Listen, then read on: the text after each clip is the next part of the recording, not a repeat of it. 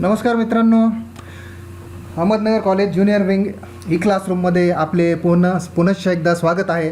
मित्रांनो, पुनश्च एकदा मी चिटणीसाची कार्यपद्धती आपल्यासाठी घेऊन आलो आहे. त्याच्यामध्ये आपण पहिले प्रकरण आपलं वित्त व्यवस्थापन हे पाहणार आहोत. आपण मागच्या भागामध्ये मित्रांनो बरीचशी माहिती याबाबत पाहिलेली आहे. त्याच्यामध्ये उदाहरण दिलेले मी की वित्त म्हणजे फायनान्स, पैसा जो आहे तो आपल्याकडे येत असतो, म्हणजे इन्फ्लो आपण त्याला म्हणतो. गमन आणि निर्गमन, पैशाचे गमन आणि निर्गमन म्हणजे cash inflow and cash outflow याबाबत आपण हे प्रकरण शिकत आहोत. व्यवसायाच्या दृष्टिकोनातून पैशाची उपलब्धता करून घेणे आणि त्याचा वापर करणे हे या दोन गोष्टी अतिशय महत्त्वाच्या असतात. जर या दोन गोष्टी व्यवस्थित झाल्या नाहीत तर ते योग्य व्यवस्थापन, वित्त व्यवस्थापन योग्य आहे असं काही म्हणता येणार आणि नाही. आणि त्यासाठी आपण हा भाग पाहत आहोत. पुढचा भाग म्हणजे आता या भागामध्ये आपण पाहणार आहोत की भांडवलाची आवश्यकता. हे आपण मागच्या भागामध्येच पाहिलेलं आहे. एकदा परत थोडं रिव्ह्यू पाहूया आपण. तर त्याच्यामध्ये भांडवलाची आवश्यकता असते व्यवसायासाठी वेगवेगळ्या टप्प्यांवर, स्टेप्सवर. आपण मागच्या वेळेस पाहिलेलं आहे की व्यवसाय स्थापन कसा केला जातो, तर त्याच्यामध्ये भांडवलाची आवश्यकता तिथे आवश्यक असते.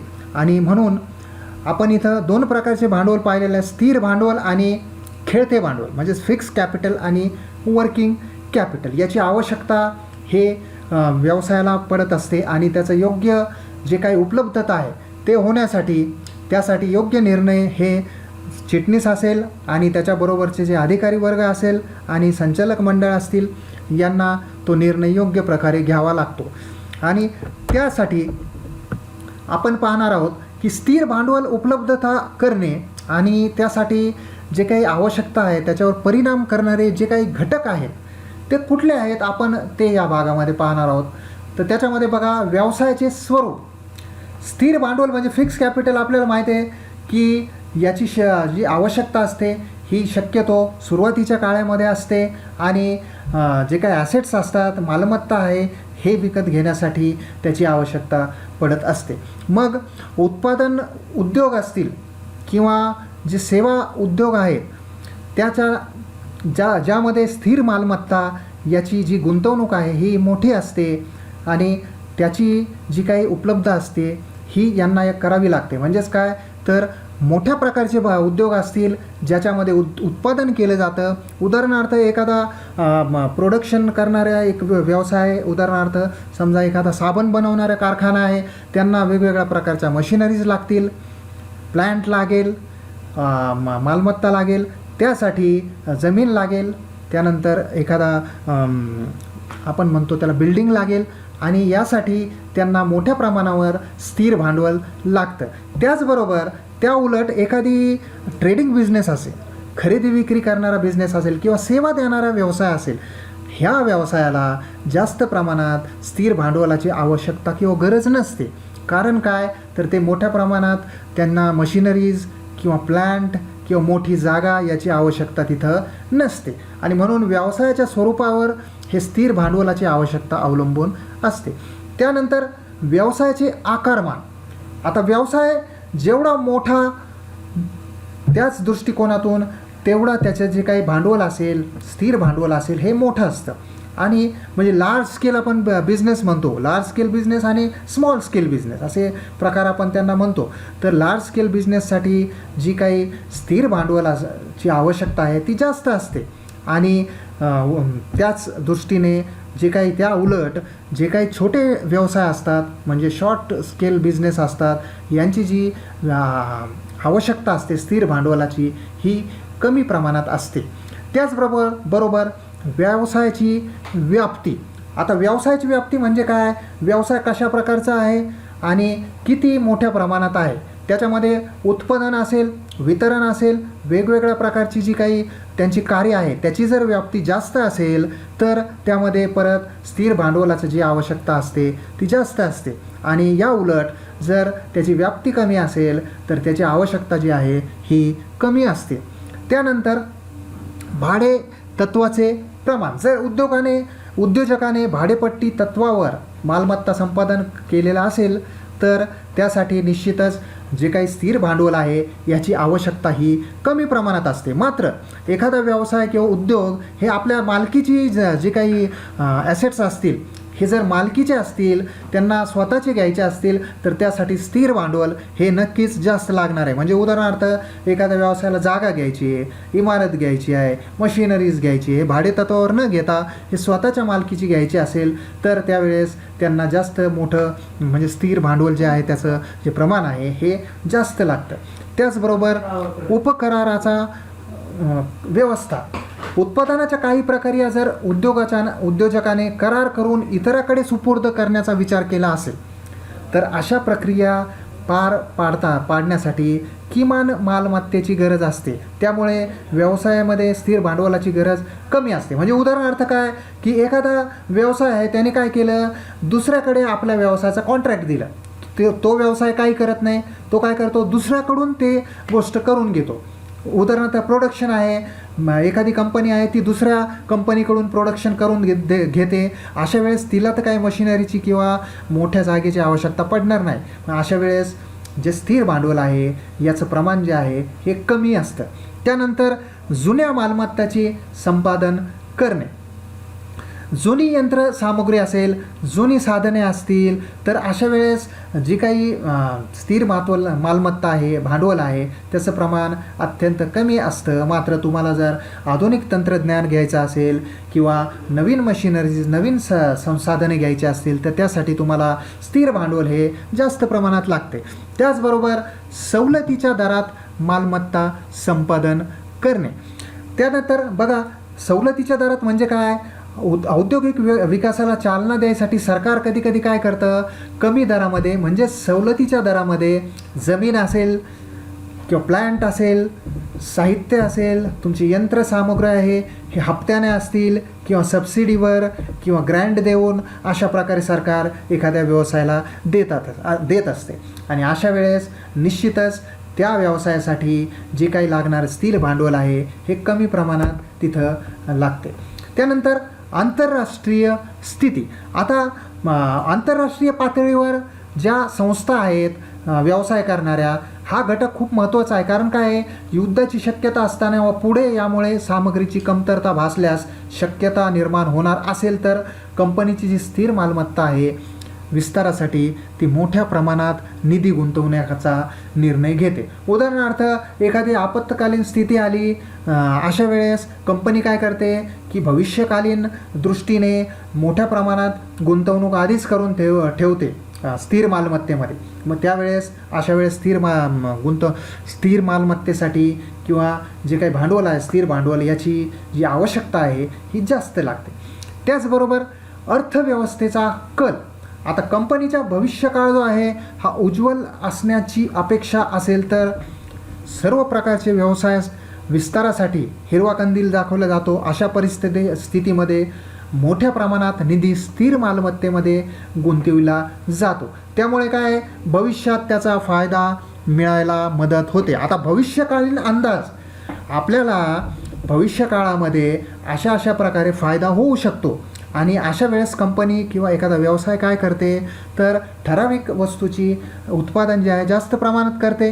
कारण त्या वस्तूचं जे काही खप आहे किंवा विक्री आहे ती जास्त होणार असते भविष्यकाळामध्ये. अशा वेळेस त्यांना जो काही फिक्स कॅपिटल असेल किंवा जे काही मशिनरीज असतील त्यांना तिथे जास्त प्रमाणात लागत असते.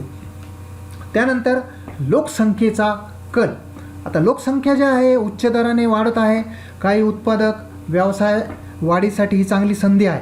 कसं, उदाहरणार्थ काही व्यवसाय उद्योग पाहिले आपण, ऑटोमोबाईल्स उद्योग असेल, इलेक्ट्रॉनिक उद्योग असतील, कापड व्यवसाय असतील किंवा चैनीच्या वस्तू आहेत. आता उदाहरणार्थ बघा मुलांनो, ऑटोमोबाईल उद्योग जो आहे आपण त्याला म्हणतो व्हेकल्स, गाड्या असतील. आता जवळपास तुम्ही जर रोडवर पाहिले तर गाड्याच दिसतात, सायकलचं प्रमाण अतिशय कमी दिसतं. म्हणजेच काय, तर ऑटोमोबाईल उद्योग याच्यासाठी जेवढी आपली लोकसंख्या वाढते त्यासाठी जो काही उद्योग आहे त्याची ही वाढ होत असते. म्हणजे काय, लोकांनी जास्त गाड्या वापरणं चालू केलं आहे. स्पेशली आता 4 व्हीलर देखील लोक जास्त प्रमाणात घ्यायला लागलेत. म्हणजेच काय, त्या व्यवसायाला मोठमोठे प्लॅन्ट्स उभारावे लागतात. युनिट्स उभारावे लागतात, एक्सटेन्शन करावं लागतं व्यवसायाचं, आणि अशा परिस्थितीमध्ये त्यांना जे लागणारं स्थिर भांडवल आहे हे मोठ्या प्रमाणावर लागत असतं, गरज असते. त्यानंतर ग्राहक प्राधान्य. वस्तू व सेवा प्रदान करणाऱ्या उद्योग व्यवसायाला योग्य मागणी असेल तर त्यांना मोठ्या प्रमाणावर स्थिर भांडवलाची आवश्यकता असते. उदाहरणार्थ बघा, मोबाईल फोन उत्पादक तसेच मोबाईल नेटवर्क प्रदात.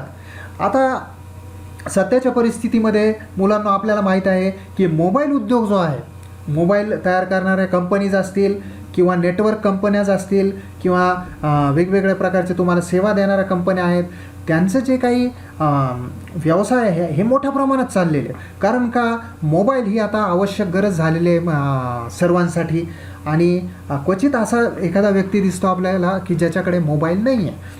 पण त्यामुळे मोबाईलचं जे काही उत्पादन आहे ते त्यांना जास्त प्रमाणात करावं लागतं. त्यासाठी त्यांना वेगवेगळे जास्त युनिट्स तयार करावे लागतात, त्यांच्या व्यवसायाची विस्तार करावा लागतो, आणि निश्चितच त्यांना तिथे स्थिर भांडवल जे काही आहे ते जास्त प्रमाणात लागत असते.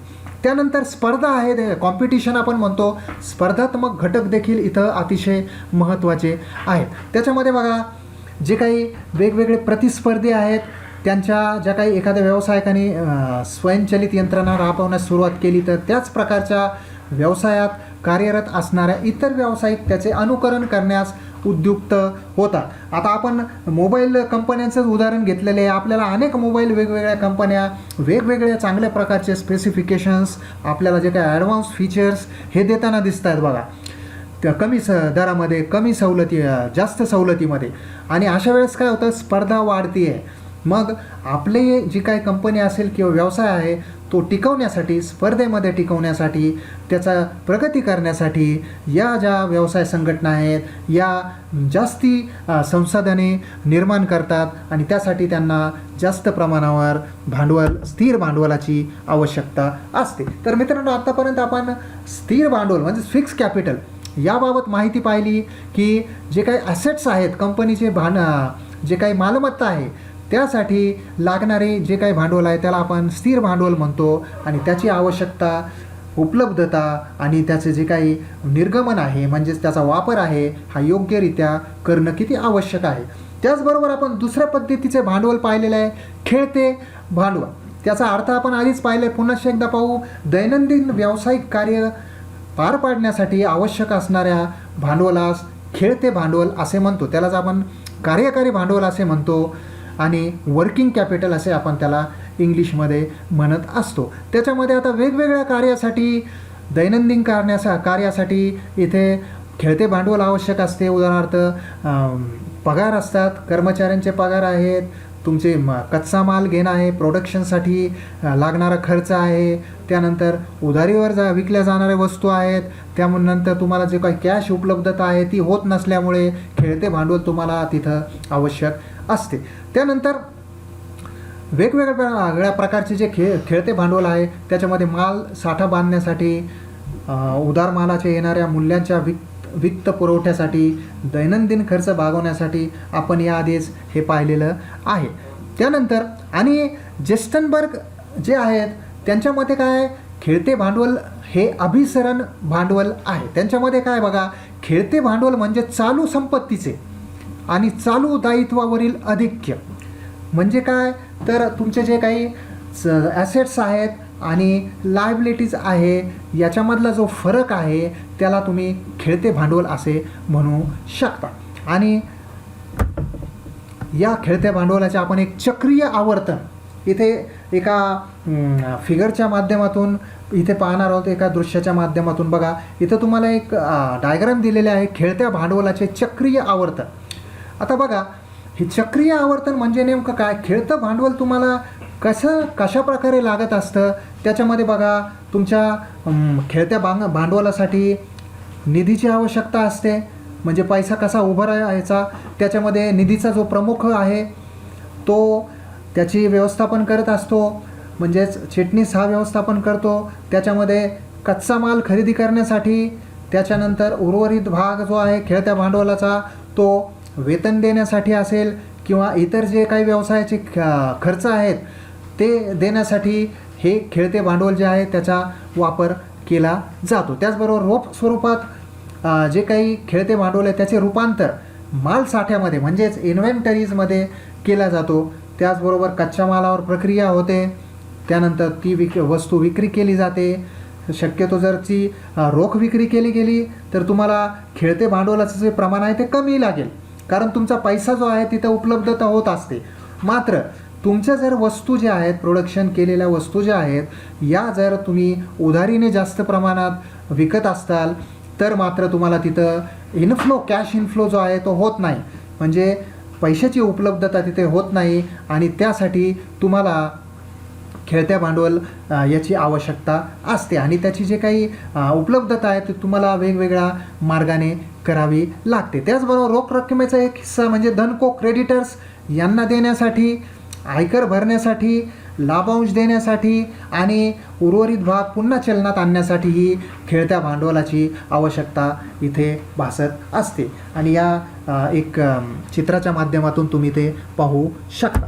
त्यानंतर मित्रांनो, खेळत्या भांडवलाच्या आवश्यकता जे काही परिणाम करणारे घटक आहेत, आपण जसं स्थिर भांडवलावर काही घटक परिणाम करतात, त्याचबरोबर खेळत्या भांडवलावरही काही घटक परिणाम करत असतात.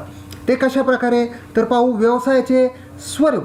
आता व्यवसायाचे जे काही स्वरूप असते, म्हणजे एखादा उत्पादन करणारा व्यवसाय असेल तर त्याला दैनंदिन उत्पादन करण्यासाठी कच्चा माल लागेल, त्यानंतर वेगवेगळे कन्झ्युमेबल्स लागतील, कर्मचारीज लागतील, त्यांचे पगार द्यावे लागतील, त्यानंतर वस्तू विक्रीसाठी त्या वेगवेगळे खर्च करावे लागतील. अशा वेळेस त्यांना जे काही खेळत्या भांडवलाची उपलब्धता आहे ती जास्त लागत असते. या उलट जर व्यावसायिक चैनीच्या वस्तू म्हणजे लक्झरियस गुड्स ज्या आहेत याचा वापर व्यापार जर एखादा व्यवसाय करत असेल तर त्यासाठी मोठ्या खेळत्या भांडवलाची आवश्यकता भासत नसते, कारण या वस्तूंच्या आवश्यकता भासते कारण या वस्तूंच्या विक्रीमध्ये सातत्य नसते. आणि जे सेवा देणारे जे काही उद्योग आहेत, त्याचबरोबर जे काही उद्योग असे आहेत ज्यामध्ये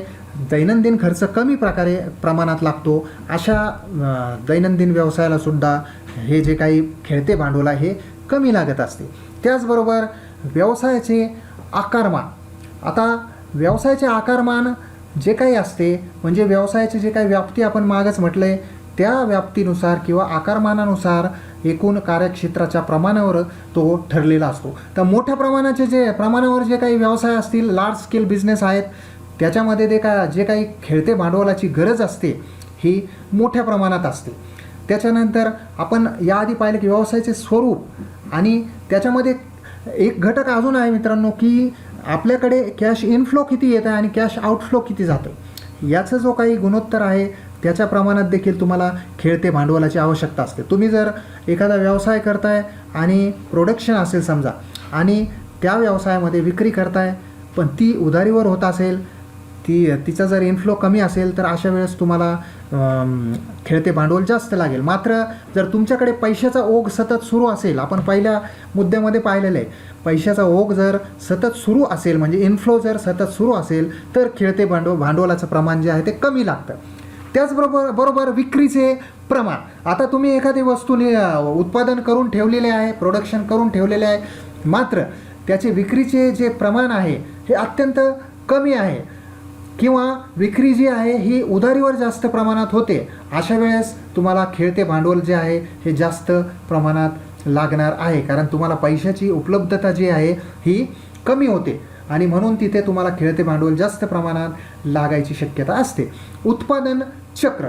कच्च्या मालाचे तयार वस्तूमध्ये रूपांतर करण्यासाठी प्रक्रियेला उत्पादन चक्र असे आपण म्हणतो आणि उत्पादन चक्राला लागणारी कालावधी जो आहे तो मोठा असेल तर खेळते भांडवल नक्कीच जास्त प्रमाणात लागते. आपण उदाहरणार्थ त्याचे जे काही सिजनेबल बिझनेस असतात तो घेऊ शकतो. या उलट जर उत्पादन चक्राचा कालावधी कमी असेल तर खेळते भांडवल कमी प्रमाणात लागते. तुमचं उत्पादन झाले, थोड्या दिवसांनी लगेच त्याची विक्री झाली, लगेच तुम्हाला पैसे मिळाले, अशा वेळेस तुम्हाला जो काही पैसा आहे खेळते भांडवल हा कमी लागेल.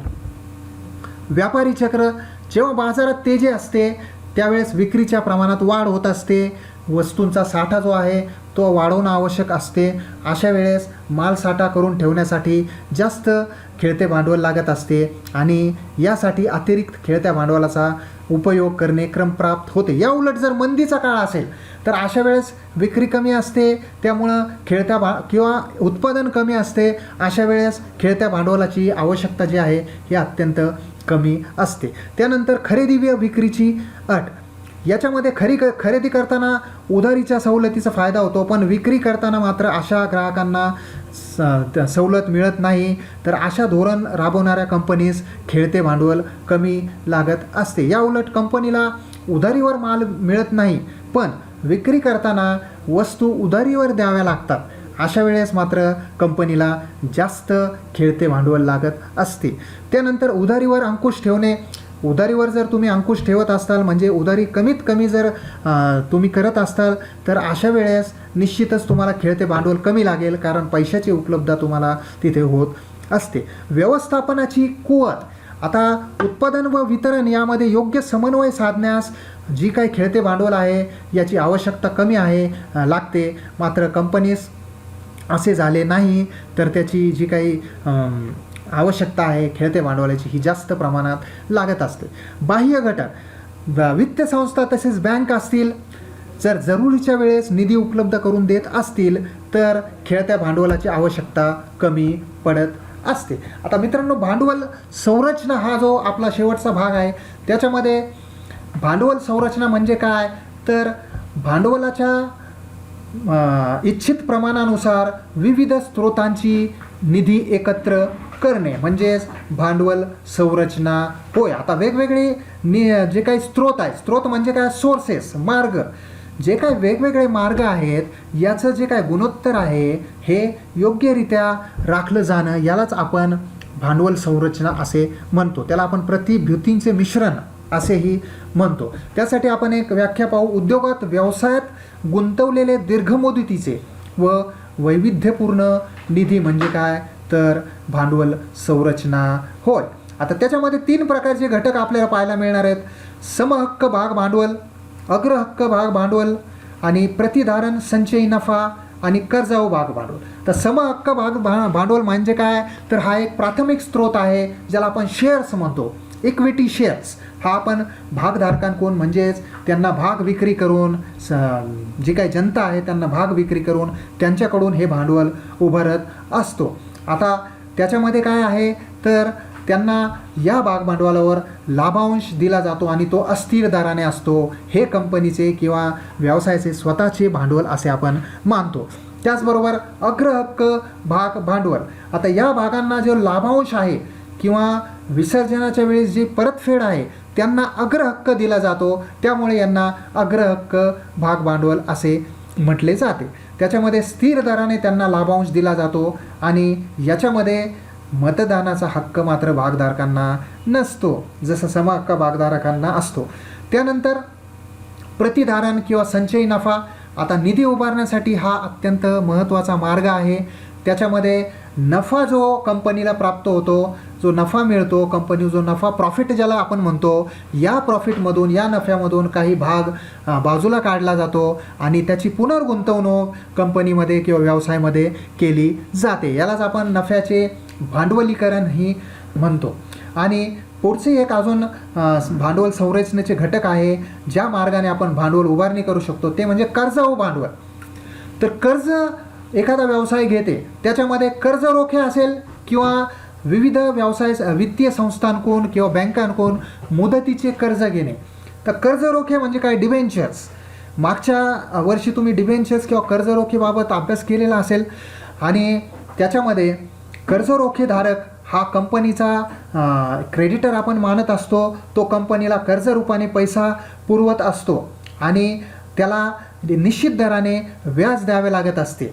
आणि दुसरं म्हणजे मुदतीचे कर्ज. कंपनीला या सर्व मार्गाने ज्यावेळेस भांडवल प्राप्त होते आणि त्याचबरोबर कंपनी अजून भांडवल लागत असेल तर मुदतीचे कर्ज देखील घेत असते, टर्म लोन्स ज्याला म्हणतो आपण. त्यामध्ये बँकेकडून वेगवेगळ्या प्रकारचे कर्ज घेणे, त्यावर बँक एक निश्चित दराने व्याज आकारत असते, एक ठराविक मुदत त्याला असते आणि त्या मुदतीपर्यंत बँक व्यवसाय जो आहे ते कर्ज वापरत असते, तो पैसा वापरत असतो. तर या वेगवेगळ्या जे काही घटक असतील याचं प्रमाण जे आहे हे योग्य प्रमाण असलं पाहिजे. असं नाही की फक्त भागांच्याच मार्गाने तुम्ही भांडवल उभारले किंवा कर्जाच्याच मार्गाने उभारले, असं नाही की याचं जे काय प्रमाण आहे हे निश्चित स्वरूपात असलं पाहिजे, योग्य प्रमाण असलं पाहिजे आणि त्याच वेळेस भांडवल संरचना ही योग्य प्रमाणात झालेली असं आपल्याला इथं लक्षात येईल. आणि शेवटी आपल्याला एक इथे फरक दिसणार आहे जो अत्यंत महत्त्वाचा आहे आणि तुम्हाला परीक्षेला देखील हा येऊ शकतो. त्याच्यामध्ये स्थिर भांडवल आणि खेळते भांडवल एक थोडंसं आपण शिकलेलो आहोत. स्थिर भांडवल, खेळते भांडवल एक ओव्हरलुक करू. फक्त अर्थ काय तर स्थिर भांडवल म्हणजे कोणत्याही प्रकारची स्थिर मालमत्ता किंवा संपत्ती होय. खेळते भांडवल म्हणजे काय, खेळते भांडवल म्हणजे एकूण चालू मालमत्तेची बेरीज होय. म्हणजे दैनंदिन खर्चासाठी लागणारे जे भांडवल आहे त्याला आपण खेळते भांडवल म्हणतो. त्यानंतर स्वरूप काय आहे तर या भांडवलाच्या व्यवसायात जवळजवळ कायमस्वरूपी असते. हा भांडवल जो आहे कायमस्वरूपी भांडवल आहे आणि खेळते भांडवल हे अभिसरण भांडवल आहे, म्हणजे बदलते असते. त्यानंतर कारण हे भांडवल स्थिर मालमत्तेसाठी लागत असते, जमीन असेल, इमारत असेल, फर्निचर असेल. खेळते भांडवल मात्र जे काही दैनंदिन खर्च आहेत व्यवसायाचे त्यासाठी लागत असते. उदाहरण मालसाठा उभारणे असेल, रोकड असेल किंवा उधारीने जर तुम्ही विक्री करत असताल तर. त्यानंतर मार्ग कुठले आहेत, स्त्रोत. स्थिर भांडवलाचे मार्ग आहेत भाग, कर्ज रोखे, दीर्घ पल्ल्याचे कर्ज, बंधपत्रे या मार्गाने. त्यानंतर खेळते भांडवल हे अल्प मुदतीचे कर्ज, ठेवी, व्यापारी इत्यादी कर्ज. गुंतवणूक, त्याच्यामध्ये गुंतवणुकीचे ध्येय काय, गुंतवणूक का याच्यामध्ये गुंतवणूक करतो तर भविष्यामध्ये नफा कमवण्याच्या उद्देशाने स्थिर भांडवलामध्ये गुंतवणूक होते. तर त्वरित परतावा मिळण्यासाठी खेळते भांडवलामध्ये गुंतवणूक केली जाते. आणि जोखीम, स्थिर भांडवलामध्ये जास्त जोखीम असते मात्र खेळत्या भांडवलामध्ये कमी जोखीम असते कारण ते अल्प मुदतीचे असतात. आणि अशा प्रकारे मित्रांनो आपण याच्यामध्ये चिटणीसाच्या कार्यपद्धतीमध्ये भांडवलाविषयी तसेच वित्त व्यवस्थापन कसे करावे याविषयी आपण बरंचसं काही माहिती पाहिलेली आहे. अपेक्षा आहे की तुम्हाला हा जो भाग आपण शिकलेलो आहोत हा समजला असेल आणि पुढच्या भागामध्ये आपण अजून अशा नवीन प्रकारच्या माहिती आणि पुढचे प्रकरण घेऊन येणार आहोत. तोपर्यंत बाय.